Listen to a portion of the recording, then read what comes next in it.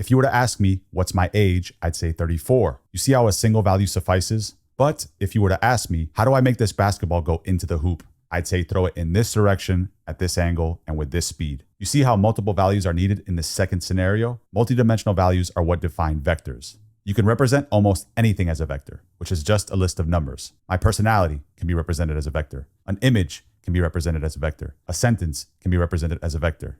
We won't be getting technical, but just know that the way data is converted into a vector is by using a special type of neural network called an embedding model. Once data is converted into a vector, we can easily compare these vectors to understand how similar or different the underlying data is. The way this works is simple. For example, let's say we have 3 people, a 5-year-old, a 7-year-old, and a 30-year-old. We have the intuitive notion that the 5-year-old and 7-year-old are closer in age compared to the 30-year-old, right?